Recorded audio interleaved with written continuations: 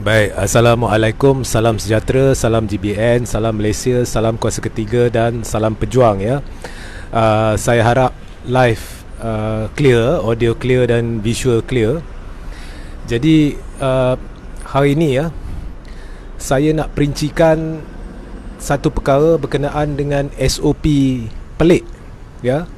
Seperti mana yang kita tahu, ada SOP pelik untuk menteri ataupun barisan jemaah menteri ataupun barisan kabinet ya. Dan SOP pelik ini telah diumumkan oleh Menteri Kesihatan Adam Baba, silap nama dia. Baik. Jadi pagi tadi saya ada buat live. Pagi tadi saya buat live dan di dalam live tersebut saya menjelaskan perkara ni, mengapa secara saintifiknya ianya pelik. Amat pelik. Malah ianya adalah satu lawak jenaka dan satu perkara yang perlu dibetulkan sebelum kerajaan memalukan diri dia sendirilah.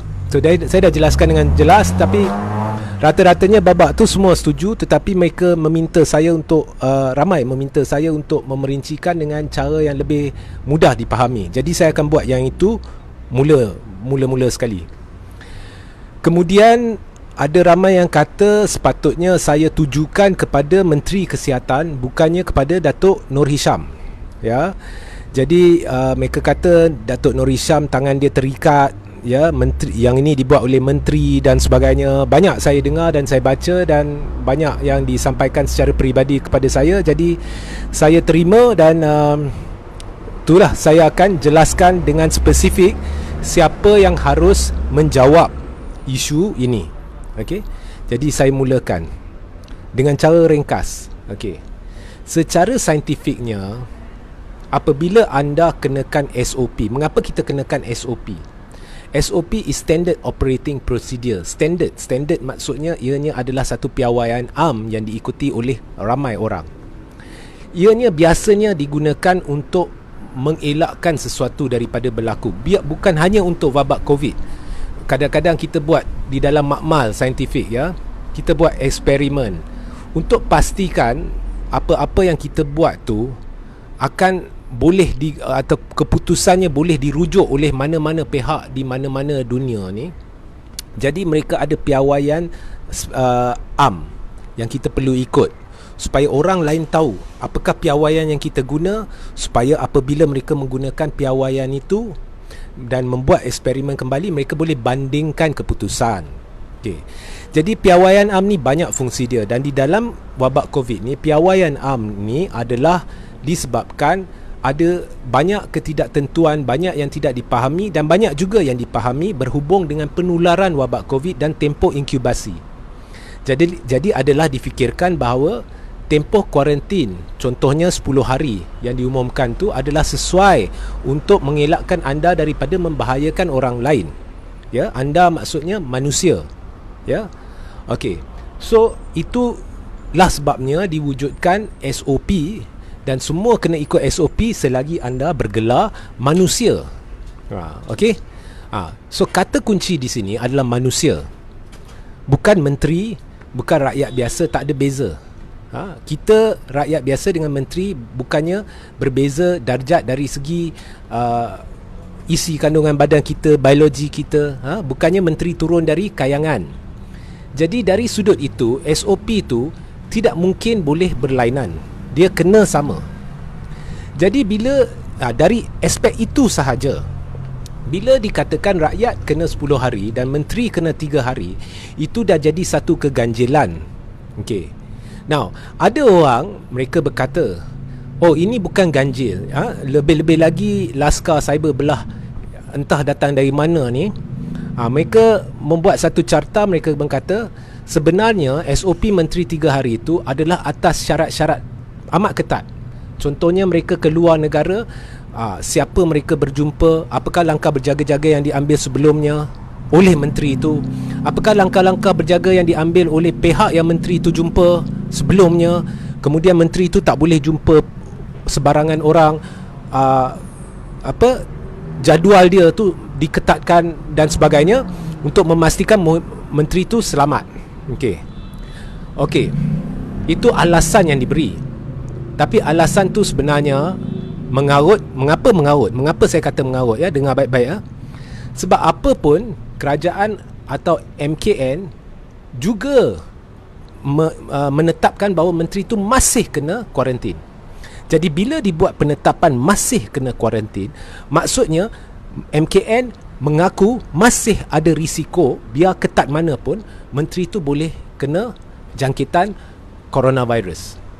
Jadi bila dah kena jangkitan, buat ketat mana pun, bila dah kena jangkitan coronavirus, cara coronavirus itu merebak dan menyerang adalah serupa dengan mana-mana manusia, serupa dengan tidak kira syarat, ya. Maknanya, saya ulang, ya, bila anda menetapkan menteri perlu kuarantin, maknanya anda mengaku atau anda mengambil langkah berjaga-jaga. Andai kata menteri itu, walaupun kita ambil syarat ketat, walaupun kita ambil langkah berjaga-jaga, tetapi dia terkena juga coronavirus, maka kuarantin itu adalah untuk memastikan dia tidak membahayakan orang lain. Jadi ini bermakna anda tahu menteri itu atau takut menteri itu boleh kena coronavirus. Jadi jika dia dah kena coronavirus, saya ulang, ya, coronavirus itu akan menyerang dengan cara yang sama macam orang biasa. Jadi apakah alasan yang anda boleh berikan dan mengatakan oleh kerana menteri itu mengambil langkah berjaga-jaga, maka coronavirus itu akan masuk dan berlagak dengan cara yang lain, menyebabkan tidak perlu kuarantin 10 hari, hanya 3 hari. Apakah coronavirus tu bijak? Dia kata, oh, menteri ni dah ambil langkah berjaga-jaga, jadi kalau kita serang pun kita kesian kat dia, sebab dia ni memang rajin, dia dah ambil langkah berjaga-jaga, jadi kita serang kurang. Okey, jadi kita serang bukan macam kita serang orang lain. Jadi untuk menteri tu 3 hari kuarantin dah cukup.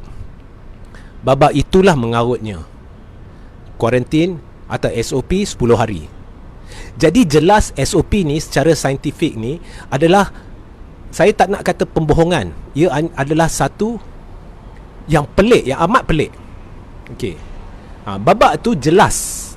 Sebab apabila retorik dimainkan kepada rakyat biasa bahawa oleh kerana syarat-syarat ketat dikenakan maka SOP boleh diubah, tu, itu mengarut. Kalau anda kata langkah berjaga-jaga telah diambil, dan oleh sebab langkah jaga-jaga telah diambil, menteri itu tidak mungkin kena coronavirus, itu pun mengarut. Tetapi sekurang-kurangnya anda kata oleh kerana anda yakin dia tidak boleh kena, jadi tak payah kuarantin. Ini lebih logik. Ini lebih logik. Tetapi apa pun, there is no such thing you boleh prevent, ya.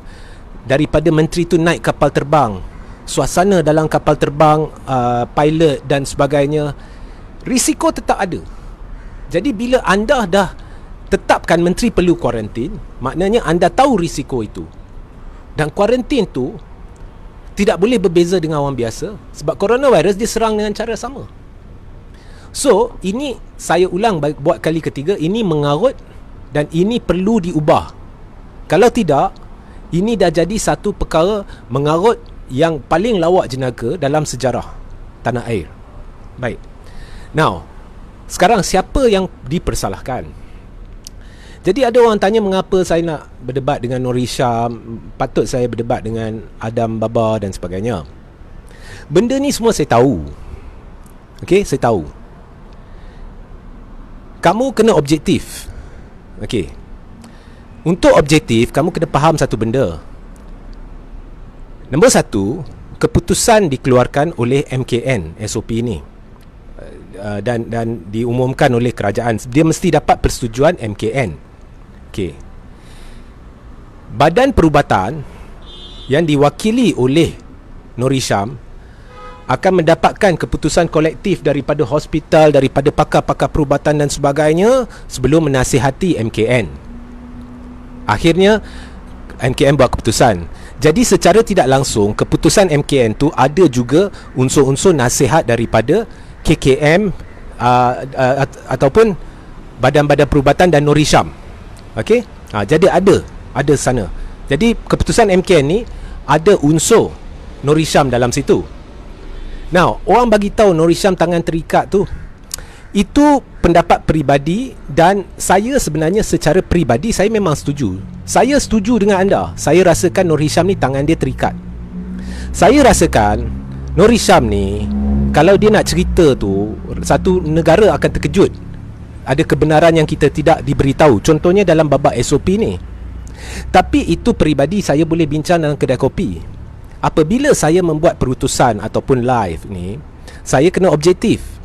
Objektifnya sekarang, saya nampak ada satu masalah atau satu persoalan yang timbul. Sebab memandangkan MKN telah membuat keputusan, ya, bahawasanya SOP menteri ni boleh berbeza dengan rakyat biasa. Jadi timbul persoalan, apakah nasihat perubatan ataupun saintifik yang diberikan oleh Nur Hisham kepada kerajaan MKN. Secara peribadi itu saya kena tolak tepi.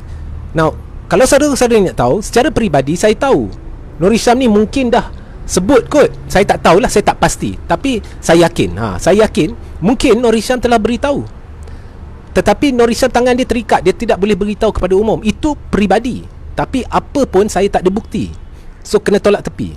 Sekarang saya objektif.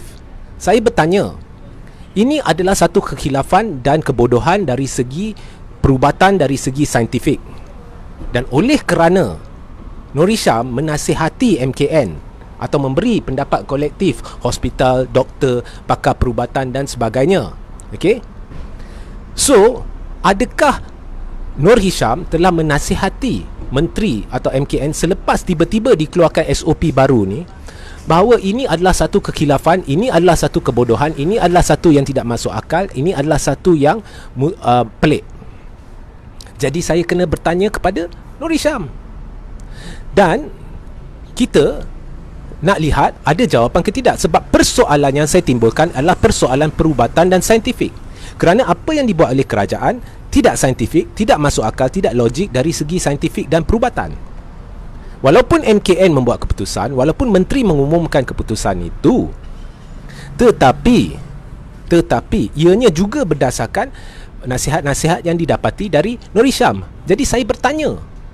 Dan sebab saya kata saya nak berdebat dengan Nur Hisham, ia adalah untuk meyakinkan anda bahawa saya berada di landasan benar. Saya tahu kalau saya berdebat, saya tahu Nur Hisham akan beritahu, okey, atau patut beritahu, Regi, sebenarnya saya dah beritahu, mereka tak dengar. Faham? Okey. So secara peribadi saya tahu tangan Nur Hisham terikat. Tapi secara objektif, jawapan perlu dapat dari Nur Hisham. Mengapa bila SOP ni dikeluarkan, mengapa tidak ada kenyataan daripada kementerian Nur Hisham mengatakan ini tidak patut dibuat? Tangan terikat ke tak terikat itu kita lihat sendiri. Adakah Nur Hisham jawab ke tidak? Ya, kalau dia tak jawab, dia mengukuhkan lagi pendapat bahawa tangan dia terikat. Sebab mana-mana pakar perubatan, mana-mana saintis, mana-mana yang faham isu ni sudah semestinya tahu ini adalah satu kebodohan. Pergi rujuk sendiri pakar-pakar perubatan, saintis-saintis atau mereka yang ada asas sains ni yang dengar ni, semuanya tahu ini adalah satu benda yang pelik. Jadi persoalan saya adalah adakah nasihat ini disampaikan? Dan siapa yang saya nak soal?